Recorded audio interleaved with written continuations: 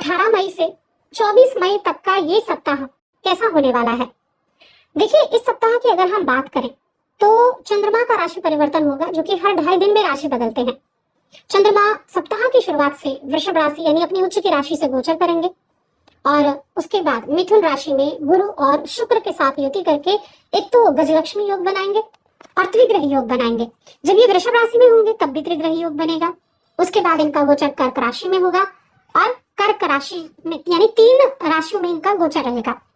अब ये जो चंद्रमा का गोचर है ना, ये बहुत ज्यादा प्रभावित करता है हमारे दैनिक राशिफल को।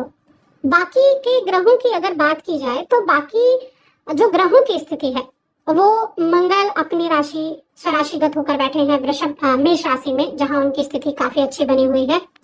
इसके अलावा वृषभ राशि में सूर्य और बुध की युति से बुधादित्य योग बना हुआ है और ये जो गुरु और शुक्र की युति है ये गजलक्ष्मी योग बना रही है मिथुन राशि में। ये ग्रहों की स्थिति है। केतु सिंह राशि में बैठे हुए हैं, राहु कुंभ राशि में बैठे हुए हैं। अब इनका जो प्रभाव है वो कैसे आपके इस सप्ताह को प्रभावित करेगा, क्या चीजें आपके लिए अच्छी होने वाली है, क्या चीजें आपको प्रभावित कर सकती हैं, चलिए इसके बारे में हम विस्तार से बात कर लेते हैं। तो ये जो चंद्रमा की स्थिति है ये आपके 8th हाउस में चंद्रमा रहेंगे। इनकी ये उच्च की राशि है, सूर्य और बुध के साथ इनकी युति से त्रिग्रह योग बना है। चंद्रमा आपके करियर भाव के स्वामी होकर अष्टम में गए हैं। तो जो शुरुआती समय रहेगा, शुरुआती समय में आपको हेल्थ का थोड़ा ध्यान रखना है।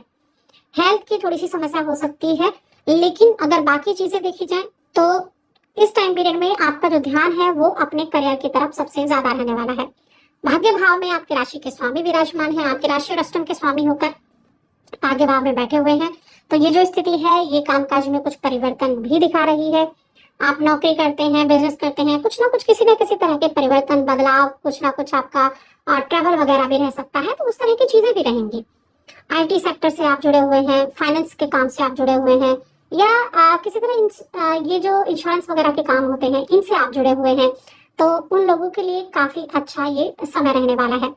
या फिर आपने कुछ इंश्योरेंस वगैरह किया हुआ हो तो उसका प्रॉफिट भी आपको मिल सकता है, उसके प्रॉफिट मिलने की भी संभावनाएं बहुत अधिक बनती हुई दिखाई दे रही हैं। और देखिए, इस दौरान ना एक चीज का ध्यान रखना है, कुछ नेत्र संबंधी, आंखों संबंधी कुछ दिक्कत हो सकती है, तो थोड़ा सा पॉल्यूशन वाली जगहों पर जाने से आपको बचना है और तभी जाकर आप अच्छे रिजल्ट पे प्राप्त कर पाएंगे। देखिए, राहु को अगर हम देखें तो राहु तो आपके 5वें घर में बैठे हुए हैं। तो ये जो 5वें घर का राहु है ये क्या है कि आप ना एक चीज करें कि किसी भी प्रकार की कमेटी या किसी भी प्रकार का गैर कानूनी निवेश उसमें अपना पैसा नहीं लगाना है। अगर आपको लग रहा है कि ये कमेटी में कुछ गड़बड़ हो सकती है, मन में अगर दुविधा है, तो बिल्कुल जुड़ने की कोशिश ना करें। अब मान लीजिए आप पहले ही जुड़ चुके हैं तो बहुत ज्यादा सतर्कता आपको बरतनी है। किसी भी तरह के गैर कानूनी उसमें निवेश करने से आपका पैसा मरने के चांसेस बन सकते हैं, तो ध्यान रखें। बेशक आपको दिखाई दे रहा होगा आपको इसका कई गुना मुनाफा मिलेगा, लेकिन जो शुरुआत होगी वहां आपको दिखेगा कि धन बहुत सुरक्षित है, बाद में जब नुकसान होगा तब आपको पछताना पड़ सकता है। तो अच्छा है कि आपने जो अपनी मेहनत से अपना पैसा कमाया है उसका नुकसान ना हो, ये आपकी जिम्मेदारी है। सोच समझकर कार्य आपको करने होंगे। कई बार होता है हम बहुत जल्दबाजी में निर्णय ले लेते हैं, कई बार दूसरों की नहीं सुनते, परिवार की नहीं सुनते, घर का कोई बड़ा बता रहा है, परिवार का कोई सदस्य बता रहा है, लेकिन हमें अपनी बातों पर ज्यादा विश्वास होता है। तो इसलिए ऐसा ना करें, इस बात का ध्यान रखें कि सामने वाला आपको क्या समझाना चाहता है, तो ध्यान रखें इस बात का, क्योंकि जहां तक आप खिलाफत करते रहेंगे आपको बाद में उस निर्णय के लिए पछताना पड़ सकता है। ये आपके लिए एक ऐसी चीज है कि अपने धन को कैसे सिक्योर आप कर सकते हैं, ये आपको ये सोचकर चलना होगा। अब उसके बाद चंद्रमा का जो राशि परिवर्तन होगा मध्य सप्ताह में, ये आपके भाग्य भाव में ही होगा, मिथुन राशि में। अब यहाँ देखिए, गुरु हो गए, शुक्र हो गए और साथ में चंद्रमा भी हो गए। एक तो त्रिग्रह योग बन गया, एक गजलक्ष्मी राजयोग भी बन गया, और यहाँ गुरु और शुक्र से पहले से ही योग बना हुआ है, वो भी आपके भाग्य भाव में।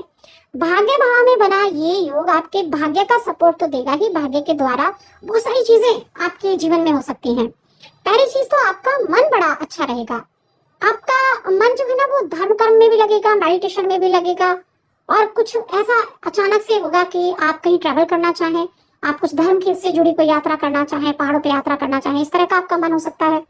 या कामकाज के सिलसिले में भी आपके लिए यहाँ भाग दौड़ रह सकती है, क्योंकि चंद्रमा 9th हाउस में है, 10th लॉर्ड है, तो कामकाज के सिलसिले में भी यहाँ ट्रैवल अब आपके लिए बनते हुए दिख रहे हैं।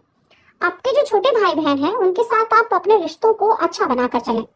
रिश्तों को अच्छा बनाएंगे तो आपका मन भी प्रसन्न रहेगा। और देखिए, मन में बहुत सारी चीजें ऐसी रहेंगी, धन के बारे में, कैसे कमाया जाए, कैसे सोचा जाए, कहाँ आप जा सकते हैं, कहाँ जाकर आपको ज्यादा अच्छी चीजें आपको मिल सकती हैं, कुछ नया करने का मन में रह सकता है। तो इस तरह की चीजें बहुत ज्यादा रहेंगी। तो ये जो मध्य सप्ताह है ये आपके लिए एक तरह से बहुत अच्छा भी है, और आपका जो थॉट आपके हैं वो बहुत ज्यादा भी रह सकते हैं। इस तरह ये चीजें आपके लिए होने वाली हैं। और जो बाद में चंद्रमा जो है वो राशि बदलेंगे और अपनी ही राशि में चले जाएंगे 10th हाउस में।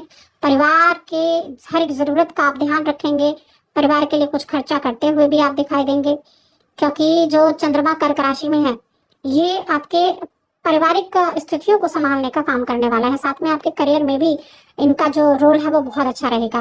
करियर में पदोन्नति के कई शुभ अवसर मिलने के योग बन रहे हैं। जो स्थितियां पहले कभी खराब हुई थी उनको ठीक करने का प्रयास आप करेंगे, तो काफी अच्छा रहेगा। अब स्टूडेंट्स की बात करते हैं।